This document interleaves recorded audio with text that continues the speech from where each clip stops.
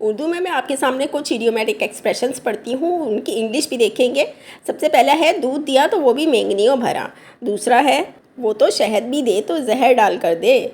और तीसरा है एक तो वक्त पे काम नहीं किया ऊपर से नुकसान भी कर दिया। तो उर्दू में तो हम बोल रहे होते हैं अक्सर इस तरह। आज इनकी इंग्लिश सीखते हैं। सबसे पहला है हमारे पास दूध भी दिया तो वो भी मेंगनियों भरा। अच्छा, अगर इस उर्दू मुहावरे की हम इंग्लिश ट्रांसलेशन करेंगे तो वो कुछ इस तरह से होगी कि it gives milk but full of droppings. Droppings मेंगनियों को कहा जाता है। लेकिन इस मुहावरे का जो असल मकसद या मतलब है वो ये है कि किसी के साथ भलाई या मदद भी की तो ऐसी की कि या तो उसके लिए मज़ीद मुश्किलात में इजाफ़ा कर दिया, मसलन या तो काम पूरा ना किया गया या मुश्किल शर्तें शराइत लगा दी गई, या फिर ताने तशनी दे देकर, दुख और अजियत दे देकर किसी का कोई काम किया। तो इसे हम यूँ भी तो कह सकते हैं ना कि मदद तो करे लेकिन डंक मारने से बाज ना आए। तो इसके लिए जो हमारे पास इंग्लिश में जो एक इडियोमेटिक एक्सप्रेशन है वो है a favour with a sting. A favour with a sting. Favour यानी किसी की मदद करना, स्टिंग यानी डंक।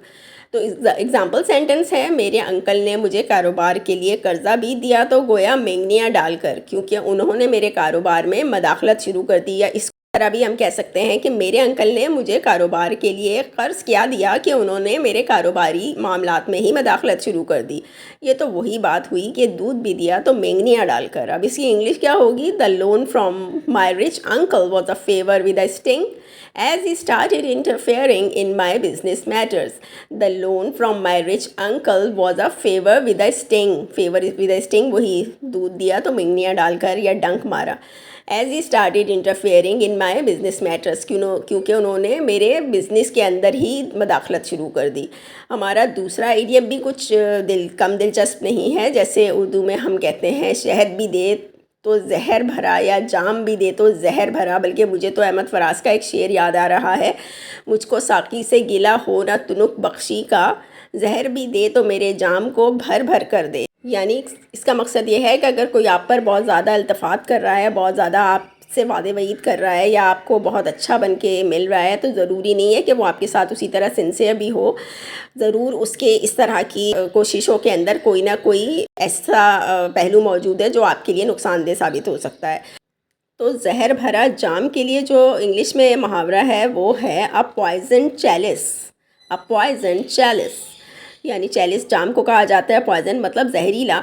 अब हमारा सेंटेंस एग्जांपल क्या है? उस लड़की पे भरोसा मत करना, उसके झूठे वादे वईद दरअसल एक जहर भरा जाम है।